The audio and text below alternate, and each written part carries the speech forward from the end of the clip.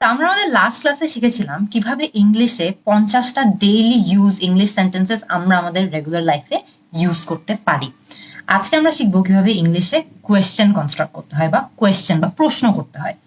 ইংলিশে কিন্তু অনেক ধরনের প্রশ্ন থাকে, কিন্তু সবগুলো প্রশ্নই কিন্তু 4টা কমন স্টেপ ফলো করে। আজকে আমরা জানবো এই 4টা স্টেপ কি। ফার্স্ট স্টেপে আমাদের দরকার হলো একটা কোয়েশ্চেন ওয়ার্ড। কোয়েশ্চেন ওয়ার্ড মানে কি জানেন? যে প্রশ্নগুলো, যেই কোয়েশ্চেন ওয়ার্ডগুলো ইউজ করে আমরা প্রশ্ন রেডি করি বা কোয়েশ্চেন তৈরি করি। কি কি ওয়ার্ড হতে পারে? হু, হোয়াট, ওয়ের, হাউ, ওয়েন, এই ধরনের ওয়ার্ডগুলোকে আমরা কোয়েশ্চেন ওয়ার্ড বলি। এই ওয়ার্ডগুলো যদি একের অধিক হয়, যেমন হাউ লং, এটা কিন্তু তখন একটা ওয়ার্ড থাকে না, একটা ফ্রেজ হয়ে যায়, বাট সেম পারপাসই কিন্তু এটা সার্ভ করে, মানে সেম কাজেই ব্যবহার হয়। হোয়াট দিয়ে আপনিও প্রশ্ন করবেন, আপনি হাউ লং দিয়েও কিন্তু আপনি প্রশ্নই করবেন। সো স্টেপ 1-এ গেল আমাদের কোয়েশ্চেন ওয়ার্ড। স্টেপ 2-তে আমাদের দরকার হলো একটা হেল্পিং ভার্ব, বা যেই ভার্বটা আমাদের মেইন ভার্বকে গিয়ে সাহায্য করবে। হেল্পিং ভার্ব কি কি ধরনের হয় জানেন? অ্যাম, ইজ, ডু, ওয়াজ, এই ধরনের কিন্তু আরো অনেক অসংখ্য হেল্পিং ভার্ব আছে, কিন্তু স্টেপ 2-তে মাস্ট একটা হেল্পিং ভার্বই থাকতে হবে।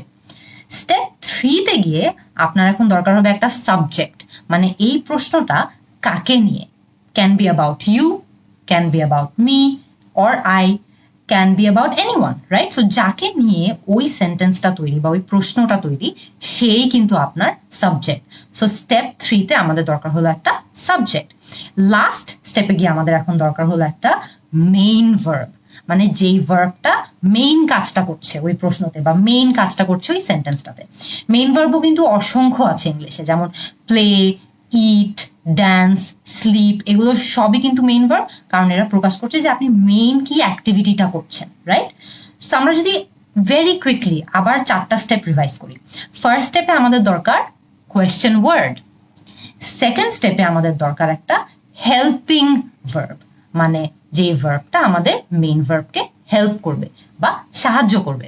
থার্ড স্টেপে গিয়ে আমাদের দরকার একটা সাবজেক্ট, এই কোয়েশ্চেনটা কাকে নিয়ে। ফোর্থ এবং লাস্ট স্টেপে গিয়ে আমাদের দরকার একটা মেইন ভার্ব, যেটা আপনার সেন্টেন্সের বা প্রশ্নের মেইন আইডিয়াটা বা মেইন অ্যাকশনটাকে ডিনোট করছে। খেয়াল করে দেখবেন এই 4টা স্টেপ কিন্তু মাস্ট থাকতে হবে এবং এই সিকোয়েন্সেই থাকতে হবে।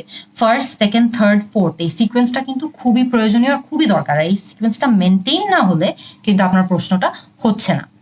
এখন আমরা দেখব যে কিভাবে এই সিকোয়েন্সটা ফলো করে আমরা অসংখ্য ইংলিশ প্রশ্ন গঠন করতে পারি। Let's watch. Where do you live? What do you study?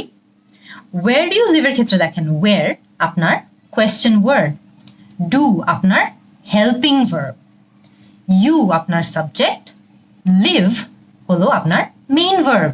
প্যাটার্নটা কিন্তু একদমই সেম। অথবা what do you study? what হলো কোয়েশ্চেন ওয়ার্ড, do হলো হেল্পিং ভার্ব, you হলো সাবজেক্ট, study হলো মেইন ভার্ব। এই প্যাটার্নটা ফলো করে কিন্তু অনেক, মানে ম্যাক্সিমাম ইংলিশ প্রশ্নই কিন্তু এই প্যাটার্ন ফলো করে করা যায়। শুধুমাত্র একটা টাইপের ইংলিশ কোয়েশ্চেন এই প্যাটার্নটা থেকে একটু ভিন্ন হয়, যেটাতে আমরা কোয়েশ্চেন ওয়ার্ড ইউজ করা ছাড়াই কোয়েশ্চেনটা কনস্ট্রাক্ট করতে পারি। For example, do you like to teach? আপনি কি পড়াতে পছন্দ করেন? Yes, I do. একটা সিম্পল ইয়েস দিয়ে কিন্তু প্রশ্নটা শেষ। অথবা আপনি বলতে পারেন, নো, আই ডোন্ট, আমার পড়াতে ভালো লাগে না। তখনও কিন্তু আপনি একটা সিম্পল নো দিয়ে প্রশ্নটা ক্লোজ করে দিতে পারছেন। সেখানে একটা হ্যাক বলে দেই, এই ধরনের প্রশ্ন যেগুলো ইয়েস অথবা নো দিয়ে ইজিলি অ্যান্সার করে ক্লোজ করে দেওয়া যায়, এগুলোকে আমরা ক্লোজড কোয়েশ্চেন বলি। সো এটার এক্স্যাক্ট একটা অপোজিট টাইপের প্রশ্ন আছে, সেটাকে আমরা কি বলি জানেন? এক্স্যাক্টলি, সেটাকে আমরা বলি ওপেন কোয়েশ্চেন। এই ওপেন কোয়েশ্চেনগুলো সিম্পল ইয়েস অর নো দিয়ে শেষ করা যায় না বা অ্যান্সার করা যায় না। যখনই আমরা এরকম প্রশ্ন করি যেগুলো ইয়েস অর নো দিয়ে অ্যান্সার করা যায় না, সেগুলোকে আমরা ওপেন কোয়েশ্চেন বলি। আর ওপেন কোয়েশ্চেন কিন্তু কনস্ট্রাক্ট করা হয় বা শুরু করা হয় আমাদের ওই যে কোয়েশ্চেন ওয়ার্ডস দিয়ে। যেমন, when did you go to Thailand? where do you live? এই ধরনের প্রশ্নগুলো কিন্তু আপনি ইয়েস অথবা নো দিয়ে অ্যান্সার করে রেখে দিতে পারবেন না, আপনাকে অল্প একটু ডিটেলস দিতে হবে। এই কারণে আমরা এগুলোকে ওপেন কোয়েশ্চেন বলি, কারণ এগুলো ইজিলি ক্লোজ হয় না। আমি এখন আপনাদেরকে আরেকবার একটা জিনিস দেখাতে চাই যে কিভাবে আমরা এতগুলো এক্সাম্পল যে ডিসকাস করলাম প্রত্যেকটা তাও কিন্তু আমাদের একদম শুরুর যেই 4টা স্টেপ আমরা ডিসকাস করেছিলাম সেই 4টা স্টেপই ফলো করে। For example, when did you visit Thailand? মানে আপনি কবে থাইল্যান্ড গিয়েছিলেন? when, question verb, question word। তারপরে থাকে আমাদের did, মানে আমাদের হেল্পিং ভার্ব, you আমাদের সাবজেক্ট মানে আপনি, এবং visit মানে হলো আমাদের main verb, when did you visit। পুরো সিকোয়েন্সটা কিন্তু একদমই আমাদের সেই আগের স্ট্রাকচারটাই মতো। সো আপনি যদি ওই 4টা স্টেপ কোনোভাবে মনে রাখতে পারেন তাহলে কিন্তু আপনি ইংলিশে যত হাজার হাজার প্রশ্নই হোক না কেন সবগুলো করতে পারবেন। এখন আমরা ওপেন আর ক্লোজড প্রশ্ন ডিসকাস করলাম, কিন্তু এই প্রশ্নগুলোর আন্ডারে আরো ছোট ছোট কিছু ধরনের প্রশ্ন থাকে। আমরা এখন ওই প্রশ্নগুলো আলোচনা করব খুবই ফাস্ট। WH কোয়েশ্চেন্স মানে যেই প্রশ্নগুলো WH দিয়ে শুরু হয়। For example, who are you going with, আপনি কার সঙ্গে যাচ্ছেন? হোয়াট আর ইউ ডুইং, মানে আপনি কি করছেন? ওয়ের আর ইউ গোয়িং, মানে আপনি কোথায় যাচ্ছেন? খেয়াল করে দেখবেন প্রত্যেকটা প্রশ্ন এখনো কিন্তু আমাদের ওই 4টা স্টেপ ফলো করছে। আপনারা চাইলে এখনই কিন্তু সেটা টেস্ট করে দেখতে পারেন। সেকেন্ড টাইপের প্রশ্ন হাউ কোয়েশ্চেন্স, যেই কোয়েশ্চেনগুলো হাউ দিয়ে শুরু হয়। হাউ আর ইউ ডুইং, মানে আপনি কেমন আছেন? How are you going there, মানে আপনি কিভাবে সেখানে যাচ্ছেন? আবারও টেস্ট করে দেখেন ওই 4টা স্টেপ ফলো হয় নাকি। থার্ড যেই প্রশ্নটা নিয়ে আমি আলোচনা করব সেই প্রশ্নের টাইপটা আমার ফেভারিট, আর এবং এই প্রশ্নটা নিয়ে কিন্তু সবার একটু একটু সমস্যা হয়। এই প্রশ্নের টাইপটাকে আমরা কি বলি জানেন? Tag question. ফেসবুকে যখন কেউ আপনাকে কোথাও ট্যাগ করে বা কোনো একটা পোস্টে ট্যাগ করে তখন সে মেইনলি আপনার থেকে কি চাচ্ছে? যে আপনি গিয়ে ওই পোস্টটা দেখবেন, ওই পোস্টে কমেন্ট করে ওকে জানাবেন যে ওই পোস্টটা নিয়ে আপনি কিরকম ফিল করেন বা ওই পোস্টটা নিয়ে আপনার মতামত কি, আপনার ওপিনিয়ন কি। ট্যাগ কোয়েশ্চেনও কিন্তু একদমই same.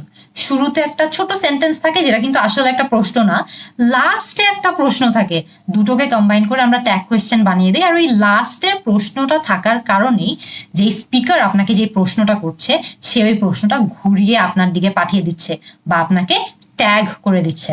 For example, you're hungry aren't you? you're hungry কিন্তু একটা স্টেটমেন্ট বা একটা সেন্টেন্স, এটা কিন্তু এখন একটা প্রশ্ন না। aren't you এটা কিন্তু গিয়ে একটা প্রশ্ন হয়ে গিয়েছে। So you're hungry aren't you সে প্রশ্নটা আপনার দিকে ঘুরিয়ে দিয়েছে। সো এখন আপনাকে প্রশ্নটার উত্তর দিতে হবে। ট্যাগ কোয়েশ্চেন নিয়ে কিন্তু আমরা সবাই অনেক বেশি ভয় পাই, কিন্তু খেয়াল করে দেখবেন এটা কিন্তু খুবই সহজ মনে রাখা।